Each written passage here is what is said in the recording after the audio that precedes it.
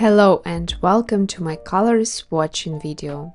Today we are diving into the world of green watercolors, a color that's absolutely essential when painting botanicals, forests, fields and all kinds of natural elements. I personally use a wide variety of green shades, and in this video I'll swatch and review 20 different greens, including some beautiful granulating colors from Daniel Smith and Schmincke. Whether you are looking for a deep forest green or a light transparent leaf tone, I hope this video will help you discover some new favorites for your own palette. So grab a cup of tea, settle in and let's get started.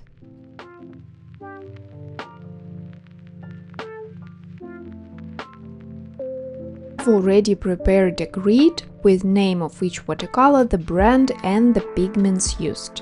This should help you choose the perfect green for your needs or maybe even discover a few new favorites to add to your wishlist.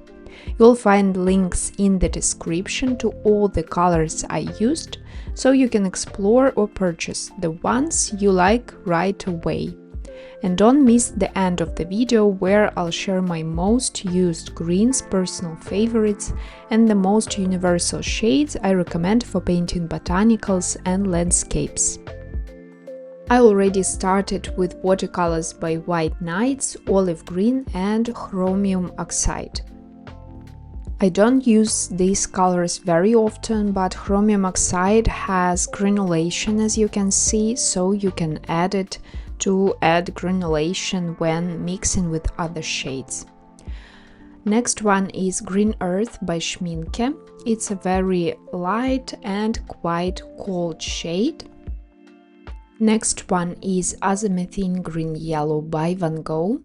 I used this shade to mix with Payne's Gray and it gives very nice, interesting green shade. Moss Green by Michael Hardin is very similar to Olive Green of White Nights, and since I'm trying to replace all the colors I'm using by White Nights with other brands, this is a good replacement.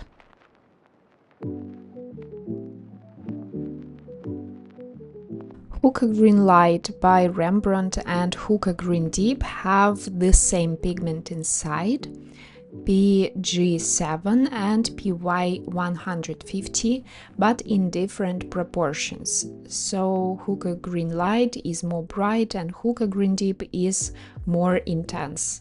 Both of these colors look very artificial to me, so I use them only in color mixes. I can mute them down with adding yellow or red shade to create more natural green color. By the way, if you have your favorite green shade, please share in the comments. I would love to explore more green shades because I use them a lot.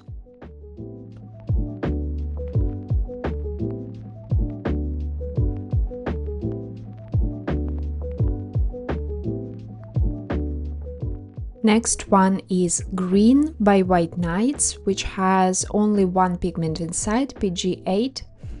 And spoiler, this is my favorite green and most used one. I think it's totally absolutely natural and perfect, and actually I couldn't find the replacement of this color, and I even didn't see any colors which have also PG8 single pigmented green shade. So if you know the replacement, let me know.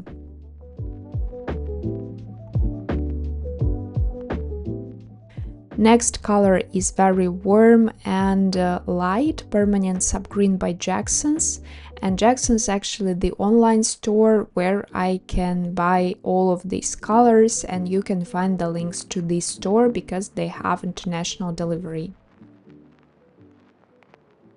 Next one is Subgreen by PVC. I have a pretty little tube and it's enough because I just like to add this color when I'm painting leaves and some of the landscapes.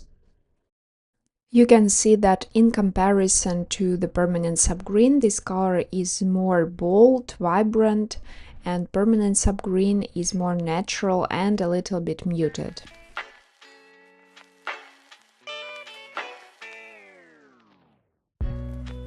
Next one is Granulating Watercolor by Schmincke, Tundra Green. I have it in the pen, and since it's granulating, I can add it into landscape or color mixes and also into painting leaves. The main thing to remember when you use granulating watercolors to use enough water.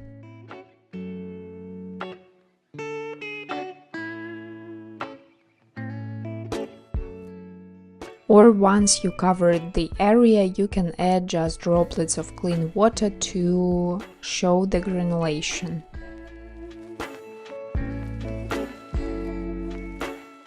Next one is Forest Grey by Schmincke, and it looks quite similar to the Tundra Green, but it's not that intense, so I would prefer Tundra Green in painting because Forest Grey is soapy.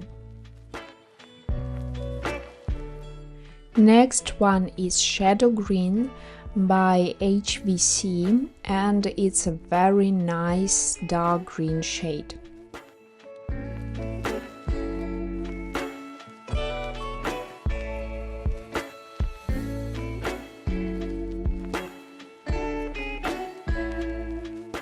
This color can be easily used for painting misty forest and trees, and I think this is perfect for painting pine trees and creating dark shadows on the leaves.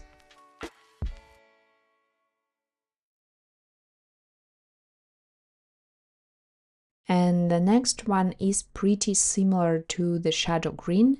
It's Pearland Green by Daniel Smith.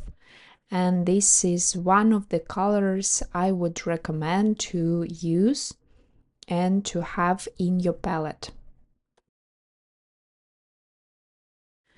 You can mix this color from the green and, for example, Payne's Gray. So if we will mix Hookah Green, any of the Hookah Greens and Payne's Gray, we will get some similar shade.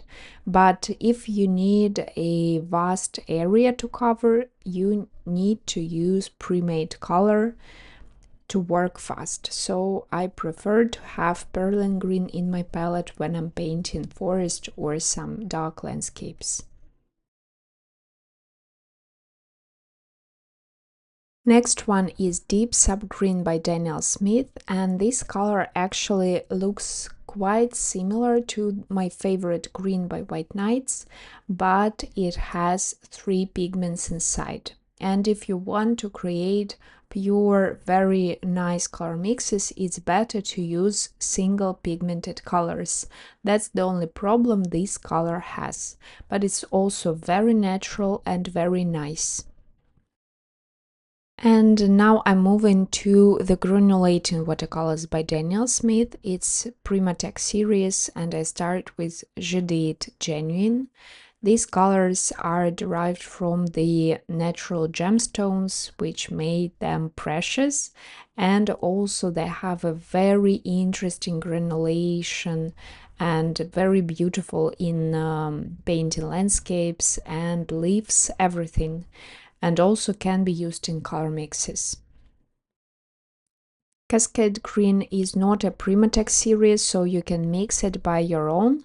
It has 2 pigments inside, PBR7 and PB15. It's Burnt Sienna and Phthalocene Blue. So you can try and mix this color from your palette, from ordinary colors. It's a pretty cold shade, and I also like to use it in painting misty forest.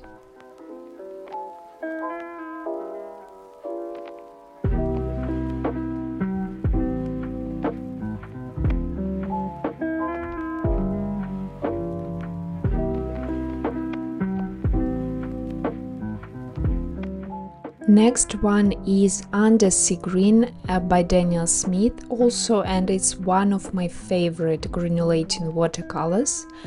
I even have a video where I show you how to mix this color using just colors from your palette, because this color has ultramarine blue, has yellow inside, so it's pretty easy to mix this color. And in general, if the color based not on a single pigment but a few pigments, you can easily mix it on your own from other colors. I explain it in my color mixing class on Skillshare. Next one is Serpentine Genuine. It looks a bit similar to Subgreen, but it also Primatech series and made from the gemstone. And the last color that I really love is Green Apatite Genuine. I also use it a lot in painting botanicals, and it adds a very nice granulation and it has very natural shade. And you see how rich the color when I just apply it on the paper. It's very beautiful. I add some droplets of clean water to let the granulation show better, and you see how beautiful the shades are.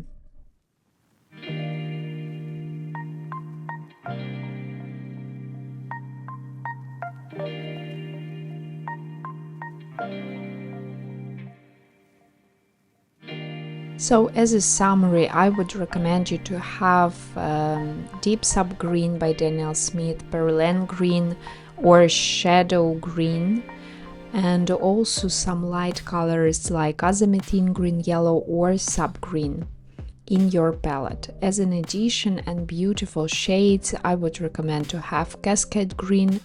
It has very nice granulation, and also my favorite ones are Undersea Green and Green Apatite Genuine.